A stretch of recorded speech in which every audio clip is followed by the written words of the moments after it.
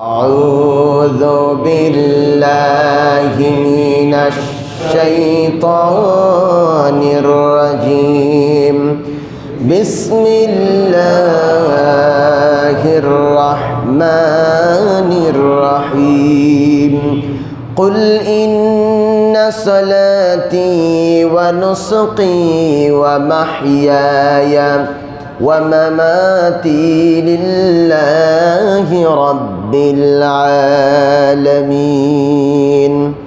صدق الله العظيم। সবখানি প্রশংসা সেই আল্লাহর, যিনি যেটা যতখানি জরুরি ততখানি ফয়সালা নেন। সেই মহান আল্লাহর প্রশংসা করি আর বলি আলহামদুলিল্লাহ। তারপরে জানাই বিশ্ব নবীর প্রতি দরুদ আর সালাম, সবাই বলি সাল্লাল্লাহু আলাইহি ওয়াসাল্লাম। তারপরে আজকে ডাঁশপাড়া জামে মসজিদে উপস্থিত সম্মানিত উপস্থিতি সকলকে শ্রেণীবিন্যাসে আমি ইসলামিক সম্ভাষণ জানাই, আসসালামু আলাইকুম ওয়া রাহমাতুল্লাহ। সম্মানিত ভাইরা, প্রতি সপ্তাহের ন্যায় এর সপ্তাহেও আমি জীবিত আলহামদুলিল্লাহ, আপনারাও জীবিত। আল্লাহ আমাদের নেক হায়াত দান করুন এবং সঠিকভাবে চলার তৌফিক দান করুন। আজকে আমার বক্তব্যের বিষয় হলো কুরবানি সংক্রান্ত কিছু কথা। কুরবানি সংক্রান্ত কথা তো এর আগে আমরা শুনেছি, আজকেও কিছু কথা শুনবো ইনশাআল্লাহ, তাই না? প্রতি সপ্তাহে তো এবং প্রতি বছরই প্রায় শুনে থাকি। আসুন আজকেও কথা শুনবো ইনশাআল্লাহ। কুরবানি এর আবিধানিক অর্থ হচ্ছে নৈকট্য অর্জন করা। করুবা ইয়াকরুবু থেকে এসছে। এই করুবা থেকে আল কুরবু, এই আল কুরবু মাজদার থেকে এসেছে কুরবানি, মানে নৈকট্য অর্জন করা, নিকটবর্তী হওয়া। পশু কুরবানি করে আমরা আল্লাহর কাছে নৈকট্য অর্জন করি, এই জন্য কুরবানিকে কুরবানি বলে। তো আজকে কথা খুবই সংক্ষিপ্তভাবে বলার চেষ্টা করব ইনশাআল্লাহ। কুরবানির ইতিহাস মানব জাতির শুরু থেকেই আদম আলাইহিস সালামের দুই সন্তান হাবিল এবং কাবিলের মাধ্যমেই সূচনা ঘটে কুরবানির। কিন্তু ইব্রাহিম আলাইহিস সালাম এবং ইসমাইল আলাইহিস সালামের মহান ত্যাগের মাধ্যমে কুরবানি কিয়ামত পর্যন্ত মুসলিম উম্মার জন্য এক মহান ইবাদতে পরিণত হয়েছে। সেই ইবাদতটা কি? জিলহজ মাসের 10 তারিখে আমরা প্রাণীকে বা পশুকে কুরবানি দিয়ে আল্লাহর হুকুম পালন করে, আল্লাহর হুকুমের সামনে মাথা নত করে আল্লাহর নৈকট্য অর্জন করতে চাই। আল্লাহ রাব্বুল আলামিন বলছেন, আল্লাহ রাব্বুল আলামিন বলেন, পৃথিবীর মানব মণ্ডলী শোনো, যে কোনো কর্ম আমি আল্লাহ আমার জন্য হওয়া লাগবে। আমি ব্যতিরিকে, আমি বাদ দিয়ে পৃথিবীর কারোর জন্য, কারো সন্তুষ্টির জন্য কাজ করা যাবে না। আল্লাহ রাব্বুল আমিন বলেন, কোনো ইবাদত করতে হলে আমি আল্লাহ আমার সন্তুষ্টির জন্য করতে হবে। আমি পূর্বে এই আয়াত তেলাওয়াত করেছি। আল্লাহ রাব্বুল আমিন বলেন, কুল, হে নবী বলুন, ইন্না সালাতি ওয়া নুসুকি ওয়া মাহইয়ায়া ওয়া মামাতি লিল্লাহি রাব্বিল আলামিন। জোরে বলুন আল্লাহু আকবার। আল্লাহ রাব্বুল আমিন বলেন, কুল, হে নবী বলে দিন, ইন্না সালাতি, নিশ্চয়ই আমার নামাজ, ওয়া নুসুকি, আমার কুরবানি, ওয়া মাহইয়ায়া, আমার বেঁচে থাকা, ওয়া মামাতি, আমার ইন্তেকাল করা, চলে যাওয়া, মরে যাওয়া, লিল্লাহি রাব্বিল আলামিন, যিনি বিশ্ব চরাচরের মহান প্রতিপালক, যিনি প্রতিপালন করছে গোটা সৃষ্টিকে, সৃষ্টি জগৎকে, সেই মহান আল্লাহর জন্য নিবেদিত। জোরে বলুন সুবহানাল্লাহ। তাহলে কুরবানি কার জন্য হবে? আল্লাহর জন্য হবে। কিন্তু লোক দেখানো হওয়া দরকার নাই, লোক দেখানো করবেন না, আল্লাহর জন্য করুন। আল্লাহ পাক অন্য জায়গায় বলেন, ফাসাল্লি লিরাব্বিকা ওয়ানহার। আল্লাহ বলছেন ফাসাল্লি, আগে নামাজ পড়। ফাসাল্লি, আগে নামাজ পড়, এটা এক। ওয়ানহার, তারপরে কুরবানি কর, 2। আচ্ছা, 1 2 করে গুণে যান দেখি। প্রথমে কি বলবেন? 1, তারপরে কি বলবেন? 2, তারপরে 3 4 5 6, নাকি প্রথমে 2, তারপর 3, তারপরে 1, এরকম বলবেন? কথা বলে না। তাহলে প্রথমে কি বলবেন আপনারা? এক বলবেন। তাহলে 1 নম্বরে কি আছে? নামাজ আছে। বুকে হাত দিয়ে বলুন তো, যারা আমরা সবাই কুরবানি করি প্রত্যেকে কি নামাজ পড়ি? কথা কয় না। আমাদের নামাজের জন্য এত প্রবণতা নেই, এত মাথা ব্যথা নেই যতটা কুরবানির জন্য আছে। নামাজ পড়া ফরজ দিনে 5 বার, আর কুরবানি করা ওয়াজিব যদি সে সাহেবে নেশাব হয়, মালে নেশাব হয়। তাহলে আমার জরুরি কাজ বাদ দিয়ে দিনে 5 বার জরুরি কাজ নামাজ, এই নামাজ পড়া বাদ দিয়ে আমি কুরবানি নিয়ে মাথা খারাপ। কিছু কিছু সময় দেখা যায় এখানে এশার নামাজ চলছে, ওখানে গরু নামানো চলছে গাড়ি থেকে।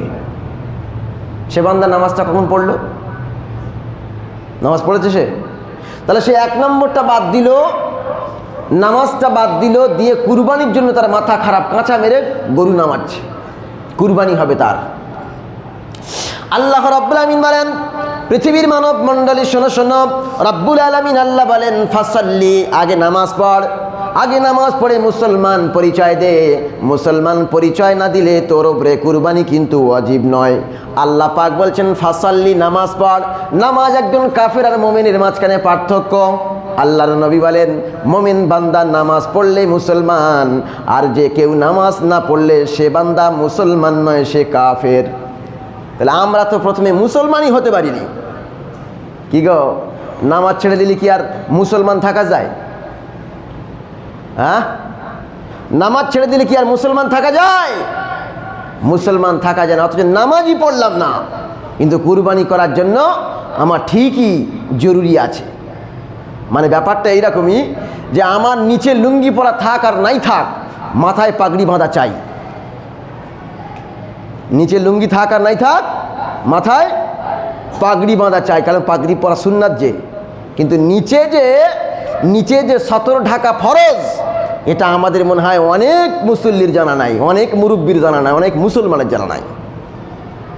কথা কি ভুল বললাম নাকি? আগে ফরজটা দেখুন, তারপর ওয়াজিবে যাবেন। নামাজটা আগে, আল্লাহ এই জন্য নামাজের কথা আগে বলেছেন ফাসাল্লি, নামাজ পড়ুন, ওয়ানহার, তারপর কুরবানি করুন, তাই না? তাহলে বকরা ঈদের সময় আগে নামাজ না আগে কুরবানি করি আমরা? আল্লাহ ঠিকই রেখেছেন। আল্লাহ যে কথা বলেছেন কোরআনে, তার নিয়মটা ঠিকই বাস্তবায়ন করেছেন। কিন্তু আমরা যে কথা কোরআনে পড়েছি সেই কথা আমাদের কাজে বাস্তবায়ন করতে পারিনি। এই যে কাজে বাস্তবায়ন করুন, তাতে ভালো হবে। আল্লাহ রাব্বুল আমিন বলেন, এর ইতিহাস হলো আদম আলাইহিস সালাম থেকে ইবাদত করার যে টেন্ডেন্সি তৈরি হলো, আইন তৈরি হলো, বিধান তৈরি হলো, সেটা ইব্রাহিম আলাইহিস সালাম আর ইসমাইল আলাইহিস সালামের মাধ্যমে হলো। আল্লাহ এর সম্পর্কে কোরআনে দুই জায়গায় বললেন কুরবানি করতে হবে আল্লাহর জন্য এক জায়গায়, আর এক জায়গায় বললেন ফাসাল্লি, নামাজ পড়ুন, ওয়ানহার, কুরবানি করুন। 1 নম্বর হলো, এটা হলো কুরবানির সূচনা এবং ইতিহাস। এবার কুরবানির গুরুত্ব সম্পর্কে আল্লাহ বলছেন। আল্লাহ রাব্বুল আমিন বলেন, এটা শুধু পশু জবাই নয়, বরং ঈমান, তাকওয়া ও আল্লাহর আদেশের প্রতি নিঃশর্ত অনুগত্যের প্রকাশ করতে হবে।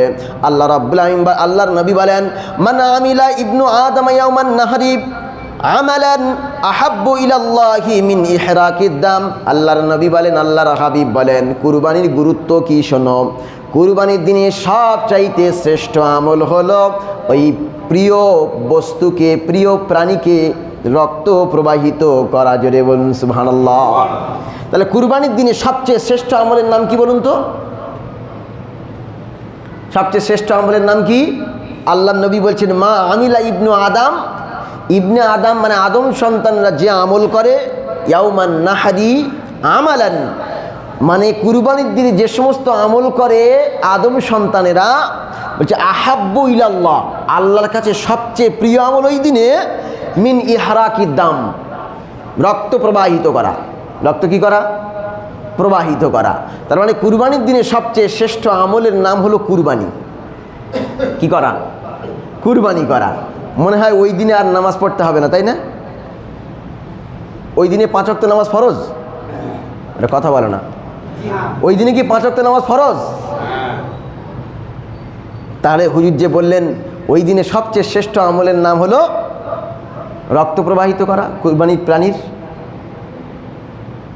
এ তো আগে থেকে আমার জরুরি, এসেনশিয়াল জরুরি হয়ে আছে। এগুলো 5 ওয়াক্ত নামাজ তো জরুরি হয়েই আছে, আর ঈদের নামাজ তো ওয়াজিব হয়েই আছে। এই বাদ দিয়ে ওই দিনে যত আমল আছে, কোরআন তেলাওয়াত, তসবিহ, তাহালিল, নফল নামাজ, যত কিছু আছে, সবচাইতে শ্রেষ্ঠ আমলের নাম হলো কুরবানি প্রাণীর কুরবানি করা। জোরে বলুন সুবহানাল্লাহ। এরপর আল্লাহ রাব্বুল আলামিন বলেন, লা ইয়ানালাল্লাহা লুহুমুহা ওয়ালা দিমাউহা ওয়ালাকিন ইয়ানালুহুত তাকওয়া মিনকুম।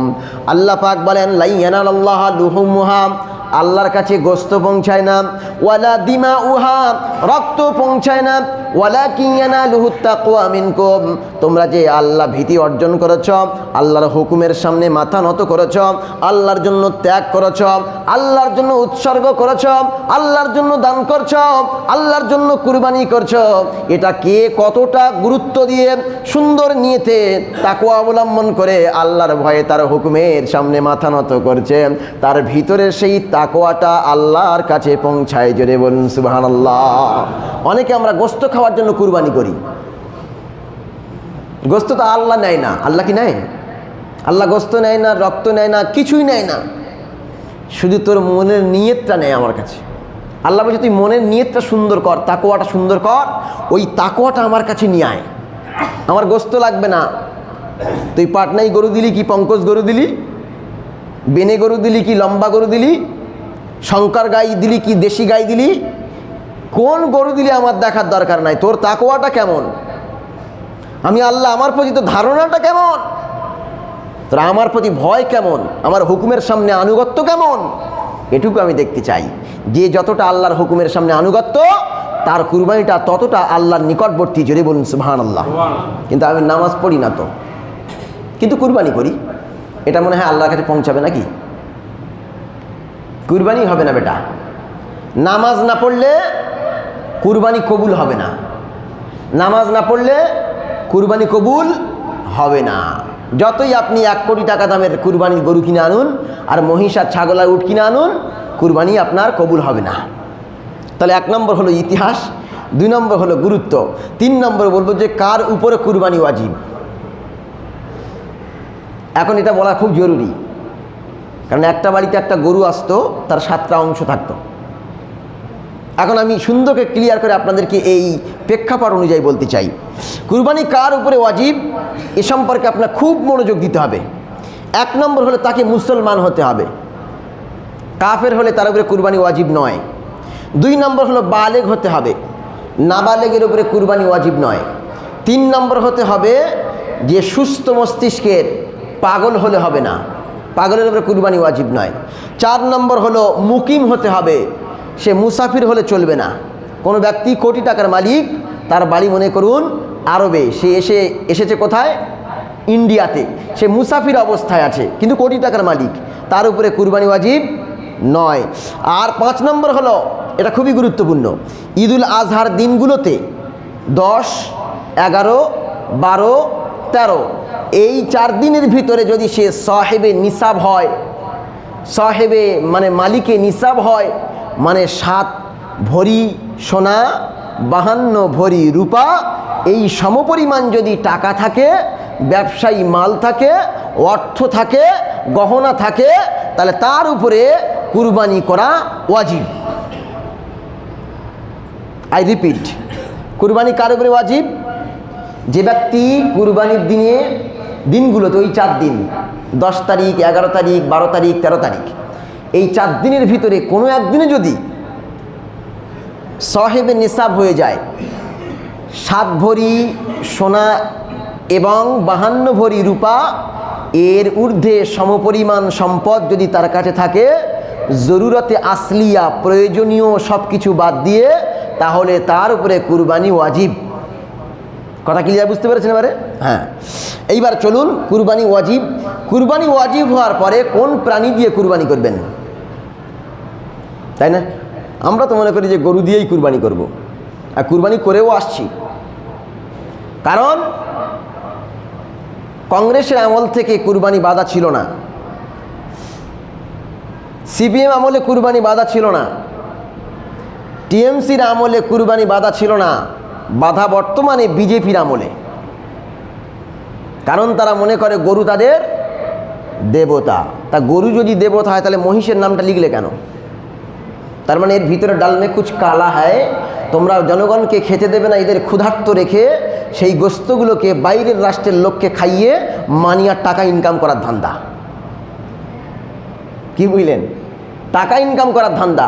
বলে এরা চুনোপুটিগুলো খাক আর পুকুরের বড় বড় কাতলা মাছগুলো এক্সপোর্ট আর ইম্পোর্টের মাধ্যমে বাইরে যাক।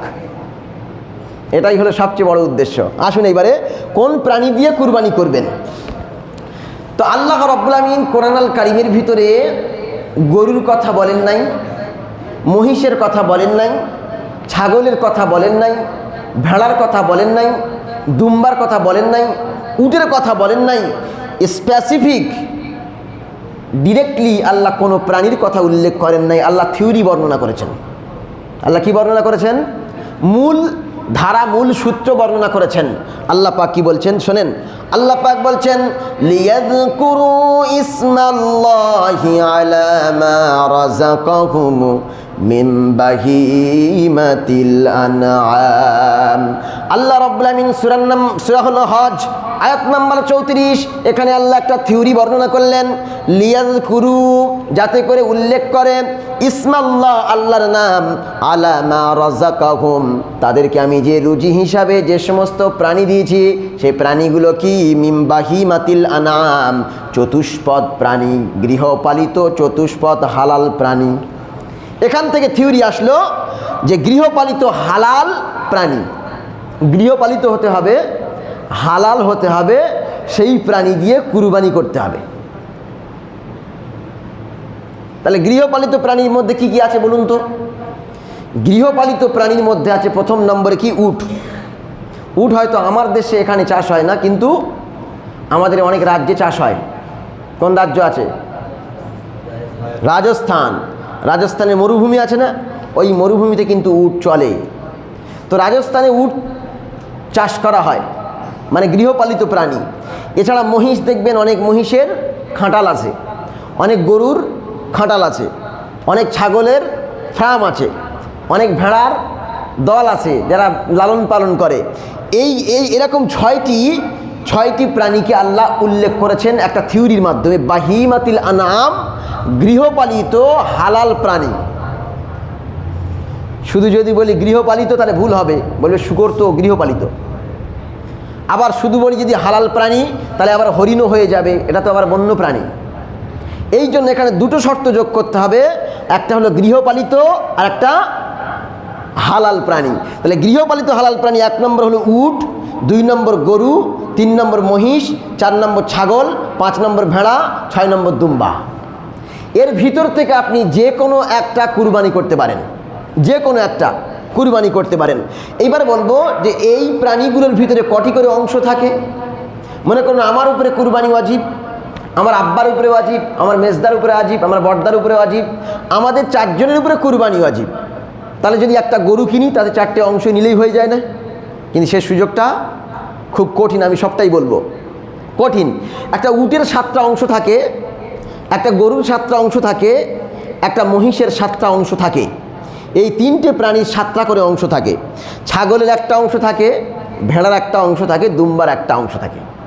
এবার মনে করুন আমার বাড়িতে 10 জনের উপরে কুরবানি ওয়াজিব। তাহলে আপনি গরু দিচ্ছেন না, কি দেবেন? মনে করুন ছাগল দেবেন। তাহলে 10 জনের উপরে যখন কুরবানি ওয়াজিব, তাহলে 10টা ছাগল আপনাকে ক্রয় করতে হবে, 10টা ছাগল কুরবানি করতে হবে। যদি আপনি দুম্বা দেন 10টা দুম্বা ক্রয় করতে হবে, 10টা দুম্বা কুরবানি করতে হবে। 10টা ভেড়া যদি দেন 10টা ভেড়া কুরবানি করতে হবে, 10টা ভেড়া কিনতে হবে। কিন্তু উট কিনলে 7টা নাম দিতে পারবেন, আবার গরু থাকলে 7টা নাম দিতে পারবেন, মহিষ থাকলে 7টা নাম দিতে পারবেন। এরপরের কথা হলো যে এই যে প্রাণীগুলোর কথা বললাম, এগুলো আল্লাহ রাব্বুল আমিন ডিরেক্টলি বলেন নাই, ডিরেক্টলি থিওরি বলেছেন। এখান থেকে যারা মুফাসসির আলাইহি রাহমা, যারা ফুকাহ, তারা বর্ণনা করেছেন যে এই সমস্ত প্রাণীগুলো হচ্ছে গৃহপালিত। এর ভিতর থেকে যে কোনো একটি কুরবানি করলে আপনি কুরবানি করতে পারবেন। তাহলে দেখছেন যে গরু কুরবানি দিলে অনেক ঝামেলা, তাহলে গরু এখন আমি স্কিপ করলাম, রেখে দিলাম, গরু এবছর দেবো না। প্রতি বছর গরু দিই, এবছর মনে করুন আমি গরু দেব না, আমি ছাগল দেব, তাহলে আমার লাভ হবে না ক্ষতি হবে? কথা বলে না। আমার লাভও নয়, আমার ক্ষতিও নয়। কেন? আমি হয়তো গরু কুরবানি দিলে গোস্ত বেশি হতো, কিন্তু আমার গোস্ত খাওয়ার উদ্দেশ্য হয়ে যাচ্ছে, থাক ওটা রাখেন। আপনি একটা ছাগল কুরবানি দেবেন, গোস্ত অল্প হলেও আপনার কুরবানি শুদ্ধ হবে, কিন্তু আপনি আর সমস্ত ঝামেলা থেকে ঝঞ্ঝট থেকে বেঁচে থাকবেন। কথা বোঝাতে পারলাম? বেঁচে থাকবেন, অন্য কোনো ঝামেলায় আপনি আর পড়বেন না। আমি আশাবাদী আপনি আর ঝামেলায় পড়বেন না। তবে এর পরের যে কথাগুলো বলবো নামাজের পরে উঠে দাঁড়িয়ে, সেইগুলো আপনার বিবেককে নাড়িয়ে দেবে যে কী হতে চলেছে পশ্চিমবাংলায়। এরপরে বলবো যে সমস্ত প্রাণী ত্রুটি থাকলে কুরবানি করা যায় না।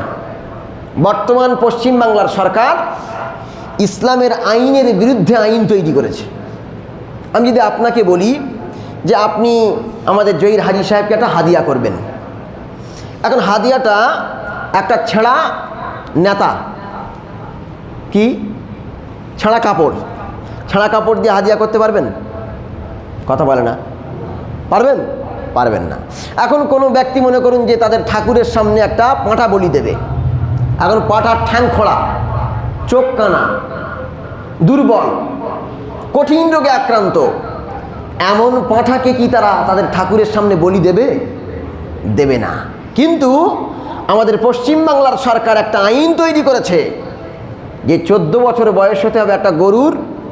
ওই গরুর 14 বছরের ঊর্ধ্বে হলে আপনার কোনো সমস্যা নেই, আপনি লিগ্যাল জায়গায় থেকে ক্রয় করবেন, লিগ্যালভাবে নিয়ে আসবেন, লিগ্যাল জায়গায় কুরবানি করবেন। কিন্তু 14 বছরের নিচে যদি বয়সের গরু হয়, তাহলে একজন সরকারি চিকিৎসক যাবে, গিয়ে দেখবে যে সে কি বন্ধা, মানে বাঁজা গাই বা বাঁজা গরু, তার কি প্রজনন ক্ষমতা নেই, তারপর দেখবে সে কি খোঁড়া, ল্যাংড়া, কানা, নুলো, সেটা দেখবে। তারপর দেখবে যে সে কি কঠিন রোগে আক্রান্ত, সে কি একেবারে দুর্বল। এই রকম যদি হয়, দুর্বল, কানা, খোঁড়া, বোবা, ঠিক আছে, মানে কঠিন রোগে আক্রান্ত এমন প্রাণী হলে পশ্চিমবাংলার সরকারের দৃষ্টিতে সেটা ডাক্তার মানে আপনাকে কি সার্টিফিকেট দেবে যে হ্যাঁ এটা কুরবানির যোগ্য প্রাণী। আল্লাহ বলছে কুরবানি দেবে সুন্দর, পছন্দনীয়, দর্শনীয়, সুন্দর, যেটা মানুষের দর্শনধারী হয়, দোষমুক্ত প্রাণী কুরবানি দেবে। আর সরকার বলছে দোষযুক্ত প্রাণী কুরবানি দিতে হবে। কি বলছে? দোষযুক্ত প্রাণী কুরবানি দিতে হবে। আপনি চিন্তা করুন যে আল্লাহ বলছেন যে সবচাইতে প্রিয় জিনিসটা কুরবানি কর। ইসমাইল আলাইহিস সালাম, ইব্রাহিম আলাইহিস সালামের সবচাইতে প্রিয় ভাজন ছিলেন, প্রিয় সন্তান ছিলেন, তাকে কুরবানি করতে বলছেন প্রিয় হিসাবে, যে আমি আল্লাহর জন্য তুমি কতটা ত্যাগ করতে পারো, কতটা তিতিক্ষা করতে পারো, কতটা আমার জন্য তুমি উৎসর্গ করতে পারো, চ্যারিটি করতে পারো। আল্লাহ এটা বলছেন, কিন্তু সরকার বলছেন না বেটা, তোর পছন্দনীয় কোনো মাল কুরবানি করা যাবে না, যত অপছন্দনীয় হলো বড়, যত মরা হাজা পচা, এগুলো তোরা কুরবানি কর। এর ভিত্তিতে আমি একটা কথা বলতে চাই, তারা তো তাদের বাপ মা বুড়ো হয়ে যাওয়ার পরে বৃদ্ধাশ্রমে পাঠায়। কোথায় পাঠায়? বৃদ্ধাশ্রমে পাঠায়। বাপের প্রতি তাদের মায়া নেই, মায়ের প্রতি মায়া নেই, কিন্তু মায়া আছে গরুর প্রতি। কিন্তু আজকে দেখলাম যে গরুর প্রতিও তাদের মায়া নেই। 14 বছর হয়ে গেলে কেন গোভাগালে দিবি, তা মোল্লাদের দেরা খাক।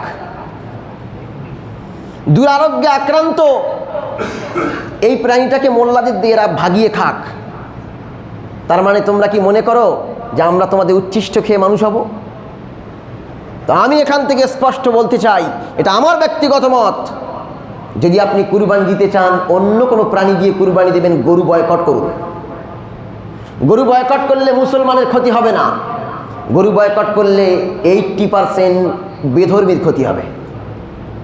কারণ তারা কাঁদবে আর বলবে আমি সারা বছর ধরে দুটো গরু মানে পুষেছি, পোষার পরে মুসলমানরা যে ওদের গরু কুরবানির পরব থাকে, ওই পরবে এক একটা গরু 1 লাখ টাকা দিয়ে কিনে নিয়ে যায়, ওটাতে আমার সংসার চলে, ওটাতে আমার পরিবার চলে, ওটাতে আমার সব কিছু চলে যায়। তারাই গর্জে উঠবে, তারাই আবার এটাকে আনার জন্য মানে চিন্তা ভাবনা নিয়ে আসবে।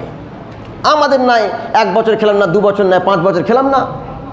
বয়কট করুন, করে খাসি দিয়ে কুরবানি দেন, অন্য কোনো প্রাণী দিয়ে কুরবানি দেন। এবার দেখুন, যে সমস্ত ত্রুটিযুক্ত পশু কুরবানি করা যাবে না, কোন কোন প্রাণী কুরবানি করা যাবে না?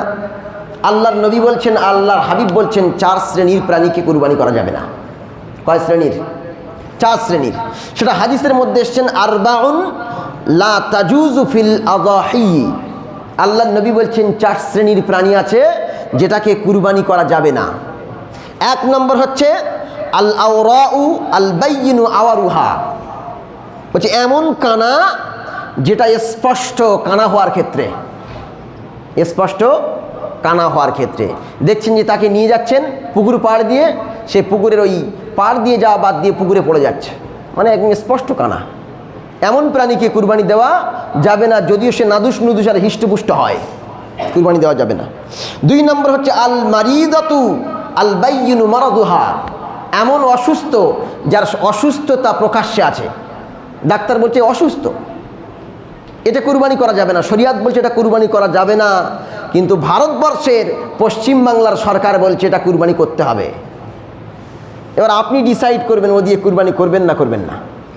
3 নম্বর হচ্ছে আল আরজাউ আল বাইয়িনু জালউহা, বলছে এমন প্রাণী যেটা খোঁড়া এবং তার খোঁড়াত্ব প্রকাশিত, এমন প্রাণীকে কুরবানি করা যাবে না।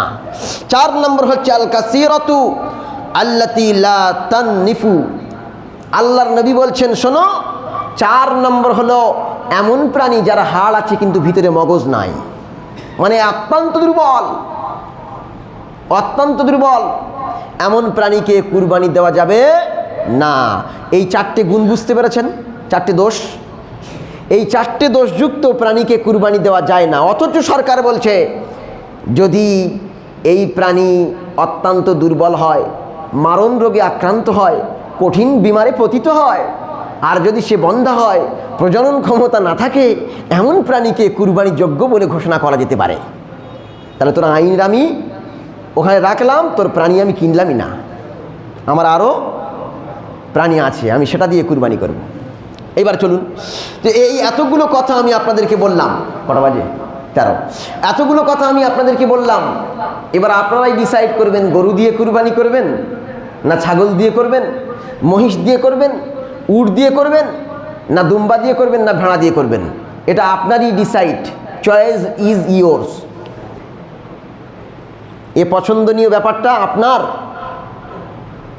আপনি এটাকে পছন্দ করে ডিসাইড করবেন যে আপনি কোনটা দিয়ে কুরবানি করবেন। তবে আপনি গরুকে ছেড়ে দেবেন, আমি যখন নামাজ পড়ার পরে দাঁড়িয়ে উঠে সরকার থেকে যে নোটিফিকেশান এসছে, যে তথ্য এসছে, যে আইন হুকুম জারি হয়েছে, সেটা আপনার সামনে যখন উল্লেখ করব, আপনি নিজে থেকে এই গরুকে বয়কট করবেন। আর এটা উচিত বয়কট করা। আমাদের মুসলমানরা তেমন গরু পোষে না, এরা গরু খায়। কি করে? এরা গরু খায় কিন্তু পোষে না। যারা পোষে তারা ভুগবে, যারা পোষে তারা ভুগবে। অর্থনৈতিক সমস্যা যদি হয় তা তাদের হোক, আমাদের ক্ষুধার সমস্যা হবে না ইনশাল্লাহ। ওয়াহুয়ার রাজ্জাকু যুল কুওয়াতিল মাতিন। আল্লাহ বলছেন আমি হচ্ছি রিজিক দাতা, যাকে ইচ্ছা রুজি দান করি, যাকে ইচ্ছা দিই না। ওমা মিন দাব্বাতিন ফিল আরদি ইল্লা আলাল্লাহি রিজকুহা। পৃথিবীতে এমন কোনো বিচরণশীল প্রাণী নাই, ছোট্ট পিপিলিকা থেকে নিয়ে হাতি পর্যন্ত, ছোট্ট পুঁটি মাছ থেকে নিয়ে তিমি মাছ পর্যন্ত, আর ছোট্ট আপনাকে চড়ুই পাখি থেকে নিয়ে কয়েন কুণ্ডর পাখি পর্যন্ত, এর ভিতরে যত প্রাণী আছে সকল প্রাণীকে আমি আল্লাহ আপন কুদরতে আপন রহমতে রুজি দান করি। জোরে বলুন সুবহানাল্লাহ। আল্লাহ যদি পৃথিবীর সবচাইতে নিকৃষ্ট আর ন্যূনতম সূক্ষ্ম আর তুচ্ছ প্রাণীকে খাদ্য দান করতে পারে, পৃথিবীর মুসলমান হচ্ছে পৃথিবীর শ্রেষ্ঠ জাতি, পৃথিবীর মানুষ হচ্ছে শ্রেষ্ঠ জাতি, এই জাতিকে আল্লাহ খাওয়াবেন না? তাহলে 5 বছর গরুর গোশত না খেলে কি আমার চলবে না? তাহলে আমার মনে হলো যে গরু তাদের দেবতা, ভালো কথা, তারা দেবতাকে পূজা করছে, গরুকে তারা বাড়ি রেখে পূজা করছে, কিন্তু অন্য ধর্মের কাছে তো সে দেবতা নয়। তুমি অন্য ধর্মের উপরে দেবতারা চাপিয়ে দিলে কি করে? মনে করুন যে পশ্চিমবাংলা কোনো মুসলমান ক্ষমতায় এসছে, আসার পরে যদি বলে সব ঠাকুর বন্ধ, কারণ এটা আমাদের ইমানের উপরে আঘাত করে, এটা কি ঠিক হবে? ইসলাম কি এ কথা বলে? ইসলাম বলছে লাকুম দীনুকুম ওয়ালিয়া দিন। তোর ধর্ম তোর কাছে, আমার ধর্ম আমার কাছে। আমার কাছে গরু আমার খাদ্য, তোর কাছে গরু তোর মানে ইবাদতের যোগ্য। বুঝতে পারলাম, এতদিন পর একটা কথা বুঝতে পারলাম যে মনে হয় মা বুড়ো হয়ে গেলে আর মা থাকে না। মা বুড়ো হয়ে গেলে আর মা থাকে না। মাকে কি করে? বিক্রি করে দেয়। বলে আমার মা একদিন দুধ দিচ্ছিল, মা যেমন দুধ দিতে ও দুধ দিত, দুধ দেওয়া পর্যন্ত মা লাথি মেরে বার করে দেয়। তার মানে যতদিন দুধ খাবো ততদিন আমার মা, আমার গর্ভধারিণী মা, আমার দুগ্ধ পানকারিণী মা। আর যখনই দুধ দেওয়া বন্ধ তখন লাথি মারা শুরু। তাহলে এই তোমার ধর্মের ইবাদত? আমার তো কমন সেন্সে আঘাত করে, কমন সেন্সে আঘাত করে যে একটা বৃদ্ধ প্রাণী, আমি বলেছিলাম, একটা পোস্ট করেছি দেখবেন, আমি বলেছি বৃদ্ধ প্রাণী, তাই সে এমন কি দোষ করলো যে তাকে কেটে খেতে হবে? তার জন্য তো একটা হসপিটাল হওয়া জরুরি। আরে ভাই জরুরি নয়? গরু হসপিটাল থাকা জরুরি নয়? আরে ভাই একটা গরু অসুস্থ, একটা গরু বয়স হয়ে গেছে, তার জন্য তো অবশ্যই একটা হসপিটাল থাকা জরুরি। কিন্তু পশ্চিমবঙ্গের সরকার তো আমাদের বৃদ্ধ ভাতা, বার্ধক্য ভাতা দিয়েছে না? তাহলে এক একটা গরু তো বৃদ্ধ হয়ে গেছে, তাদেরকেও তো বার্ধক্য ভাতা দেওয়া দরকার। সেগুলো না করে তুমি 14 বছরের আইন তৈরি করে তোমার মাদেরকে বিক্রি করার আইন তৈরি করেছো। যাই হোক, এ নিয়ে বহু কথা আছে, পরে এক এক করে এক একটা পয়েন্টে আলোচনা হবে ইনশাআল্লাহ। আল্লাহ রাব্বুল আমিন যেন আমাদেরকে সঠিকভাবে চলার তৌফিক দেয়। সবাই বলেন